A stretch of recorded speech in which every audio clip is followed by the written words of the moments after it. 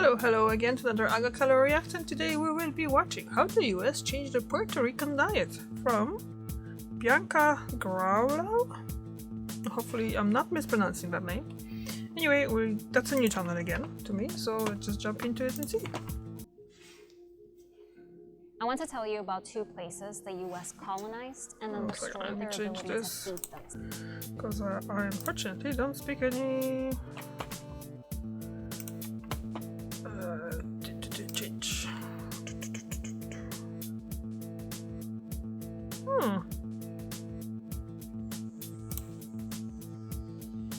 Well, I can't change the language in subtitles, that's weird. Okay. Maybe because she's speaking in English. That could be a reason. I'm talking about two places with very fertile land and with weather so favorable that large quantities of food could be grown year-round. Nice. But instead, Puerto Rico and Hawaii only produce 10 to 15% of what their population eats. This means they're dependent, mostly on the United States to send them food. Put simply, if boats don't arrive, Puerto Ricans and Hawaiians don't have enough food. Millions of Hurricane Maria victims are struggling for basic needs. And the irony is that part of the reason the US was attracted to these islands more than 100 years ago was precisely their fertile land. See, US corporations saw an opportunity to profit off the land. So one way in which they destroyed the locals' ability to feed themselves was by turning land that used to have diverse agriculture that fed the local population into monocrop farming, meaning that they used thousands of acres of land just to grow one cane sugar for crop they could export. both, Companies isn't like it? Domino grew sugarcane in Puerto Rico and Dole grew pineapples in Hawaii. Hawaiian pineapple is acknowledged the finest. Over decades, these companies exported millions of pounds of these goods and raked in billions of dollars. But then plantations started shutting down in Hawaii, and that's when tourism became the moneymaker. Aloha, nui loa. We're glad you're here and want to make you welcome. But why did they start Developers shutting down? covered farmland with concrete and diverted water from family farms to resorts.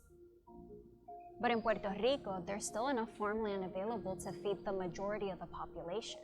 That's because 10 years ago, the government set aside hundreds of thousands of acres for agriculture.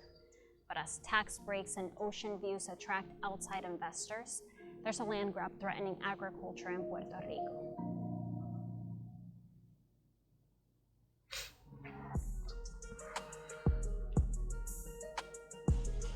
I'm at a farm in the town of Toa Alta. Here they grow over a dozen different crops at a time, including tomatoes. And the reason I bring up tomatoes is because I don't know if you knew this, but I only recently found out that some of the produce you buy at the grocery store, like tomatoes, gets artificially ripened. Since it'll take a while for them to reach their destination, they get harvested while they're still green and then get exposed to gas. That's what I was doing when I was working in Spain in Tenerife, and basically we were picking up pretty much green tomatoes. They had like a little like orangey pink blush just on the bottom of the tomato. That's how we knew that we can pick them. And then they would be picked like that and then just sent over to, I think they were saying, in warehouses either in Spain or then back further up to Holland, and they kept there in warehouses there. That makes them turn red. And I grew up thinking that the taste of supermarket tomatoes was just what tomatoes tasted like. No, it's... Until I tasted one right off the vine. Yeah. That's why I don't like the cheapest variety of tomatoes, because they just don't taste nice. They don't have flavor because they basically didn't have time to ripen and accumulate that sweetness and flavor that ripen on the vine tomatoes would have usually. Experiencias más revolucionarias en la gente, porque es que una vez tú te das cuenta que están engañados, que has estado engañado durante 30 años de tu vida, que no te gustaba el tomate, y de momento 30 años después perdido de no haber probado un tomate de verdad. Nosotros decimos también que la dictadura de... And it depends, the flavor of tomatoes in supermarkets depends as well on the variety, obviously, because you can get tasty tomatoes in supermarkets. Beef tomatoes usually are nice. We are kind of lucky here that we can get different types of varieties. in supermarkets, and they like, especially cherry, a lot of cherry tomatoes, plum tomatoes, things like that. They are quite tasty, so they're not that bad. But it's the uniform tomatoes that you see, the cheapest version and stuff like that. They just variety that it's just grown and being bred for just being hold longer, have the nice color and nice shape. Comemos lo que el supermercado nos pone en la góndola. No lo que queremos. Tenemos una falsa ilusión de libertad. As we begin another Donald Trump presidency, we can expect a lot of news to be presented through a very partisan lens. And that makes it hard to see the full picture. This is why I partner with Ground News, a tool that helps you sort through the bias in news. Their app and website allow you to see how different outlets are covering the same story. For example, remember when Elon Musk's gesture at Trump's inauguration drew Nazi salute comparisons? Well, outlets on the left focused on how the gesture has historical ties to Nazi symbolism, while outlets on the right focus on Musk's reaction, defending the gesture, and saying the left, quote, needs better tricks. So even when different outlets report the same story, the words and details they choose to include change how the story is framed. The other thing Ground News gives you is the factuality rating of each outlet, meaning they tell you how reliable the reporting practices are. You can also see who owns a source, if it's independent news, government-owned, or a media conglomerate. That's why what Ground News offers is so valuable and why I'm happy to be partnering with them. They're giving my viewers 40% off their Vantage plan, so just visit groundnews.com/Bianca or click the link in my description to subscribe. Subscribing supports my work and the team at Ground News working to keep the media transparent. Now back to the video. Having access to freshly harvested food has become a luxury here, which is crazy when you think about it. Yeah. So we're going to talk about why. How is it that Puerto Rico lost its food sovereignty? And let's start with that word, sovereignty, because it means freedom from external control. And where your food comes from has a lot to do with the level of sovereignty a group of people have. If you don't control your food supply, you're at the mercy of those who send it to you. For Puerto Rico, that's mostly the United States. Most of the food Puerto Rico imports for its more than 3 million people comes from the US. That's a lot of food coming in and a lot of money going out. Almost $28 billion a year to be exact. But we also get fruit from as far as China and a lot of root vegetables from Latin America. So we eat food that travels a very long distance before it reaches us. I want to tell you everything a taro goes through before making it to a Puerto Rican's plate. Taro describes what we call jautilla and malanga. First, the malanga gets harvested in a country like Nicaragua. It gets cleaned, then submerged in chemicals and put in a fridge, then on a boat. And it doesn't come straight to Puerto Rico. First, that ship is most likely to stop in Florida. The malangas are dropped off, spend a couple of days there, and then they get on another ship to finally make it to Puerto Rico. So it becomes a process of a couple of weeks. Look at the difference between the distance an imported malanga must travel, taking 2 to 3 weeks before it reaches the supermarket, versus one that's locally produced in a farm like this one, and can reach the consumer within a few days after harvest. But we only produce a small fraction of the taro we consume. The crazy part is that malanga has been grown on this land for hundreds of years. The natives of Puerto Rico grew it before colonization. It's also a crop that's resilient in extreme weather like hurricanes because it grows underground. And it is a good source of complex carbs. So it'd be great if we could produce more of it locally. Same thing with pigeon peas, which we call gandules. They're an excellent source of protein, but look at the decline in acres used for the production of pigeon peas in Puerto Rico over the years. So instead, we import them. Que uno de los chantajes más grandes al que se le ha sometido a Puerto Rico, a los puertorriqueños y puertorriqueñas, es el chantaje de la incapacidad.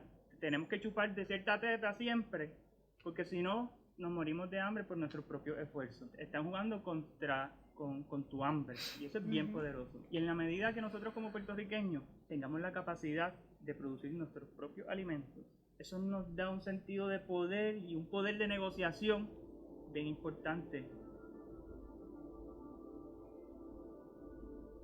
Por eso sembrar es resistir, porque entonces somos más poderosos. Food sovereignty matters because it means having the ability to determine what you eat. I already told you how by importing so much of what we eat, we're sacrificing quality and taste, but we're also sacrificing health.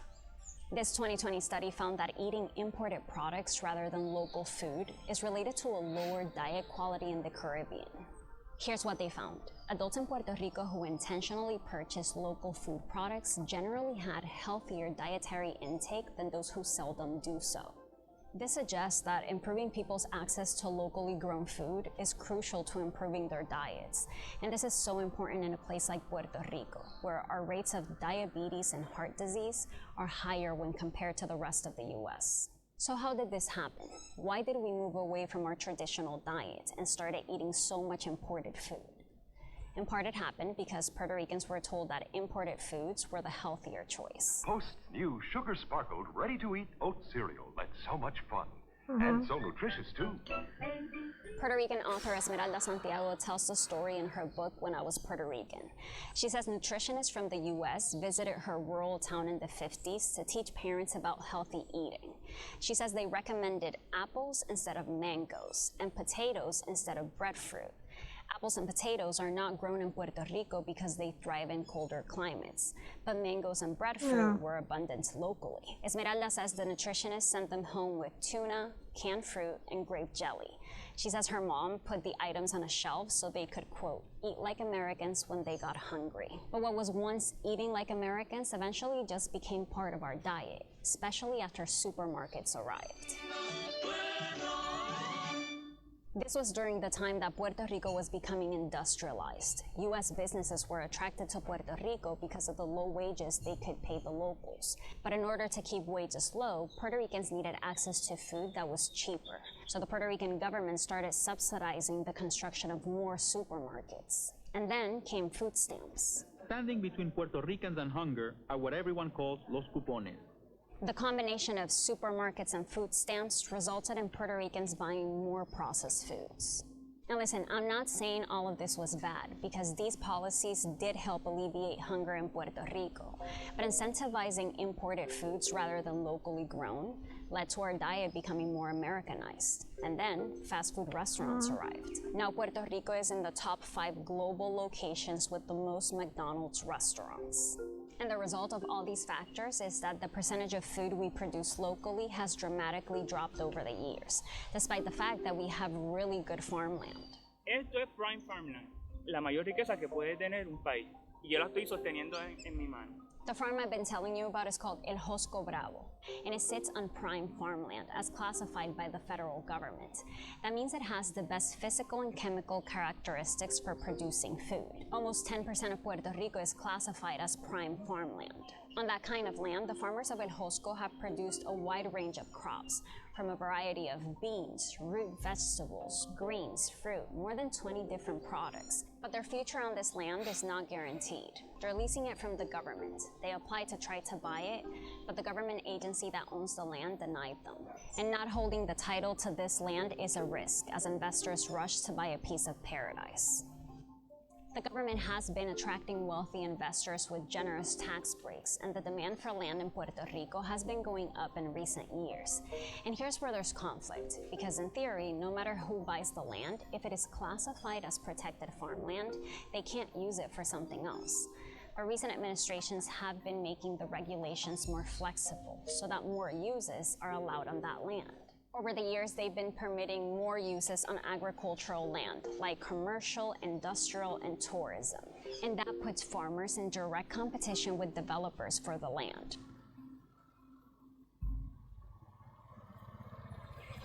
Las tierras agrícolas están en continua amenaza también por las personas que vienen del extranjero con alto poder adquisitivo y vienen y compran lo que les da la gana, mientras que muchos jóvenes terminan de estudiar carreras universitarias de agronomía y quieren ser agricultores, jóvenes que estudian aquí con nosotros y quieren sembrar alimento para Puerto Rico, pero se encuentran con el gran problema de que entonces no tienen tierras disponibles. Las tierras no son accesibles para la gente de Puerto Rico. The farmers at El Josco Bravo don't just grow food, they also teach others. They taught more than 1,000 people how to grow food. They like to say it's an army of farmers who will fight for food sovereignty.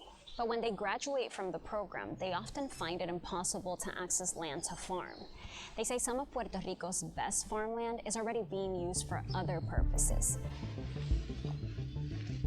A big one is industrial solar projects. Now here's the other conflict, because Puerto Rico needs to generate more electricity to meet the population's needs. But the activists who have been advocating for renewable energy say the government should be putting solar panels on top of roofs, not farmland. Makes sense.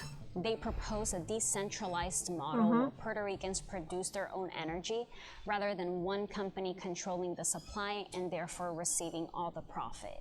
The largest project being built is 01.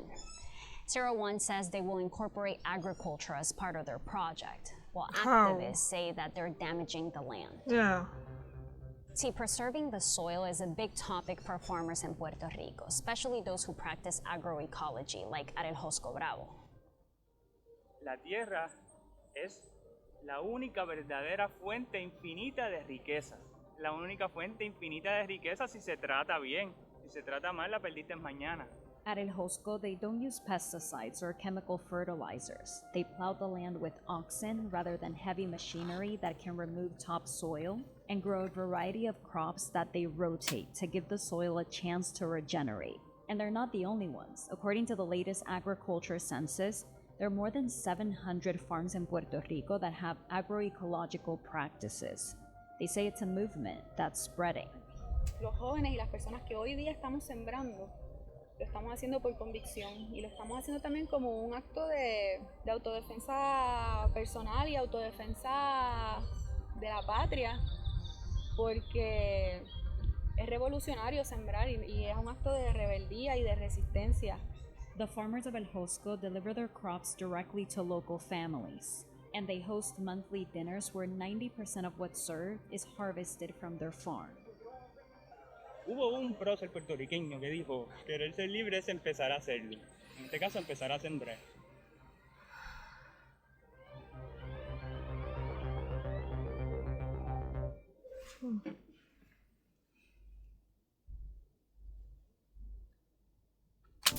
Okay, so we're at the end, and I absolutely understand where they're coming from, because not being able to grow your own food in case of emergency, not having food, it just causes more panic and more troubles for people. And in cases like this, that like with the same like with the Hawaii, the land is absolutely perfect for growing food and things, but the monoculture probably destroyed some of that land, and obviously tourism kind of taking over too, and people that they want to have there. So, and I always was thinking that the solar panels should go for on the roofs. Just go on the roofs, and because the roofs are not even used for anything, so using a perfectly good, high quality lands, agricultural lands for putting solar panels on is not that a great idea. So that's my take on it. And like I said, do I have anything else? No, I don't actually. So what you think about it? Thank you very much for watching. I'll see you tomorrow. Bye.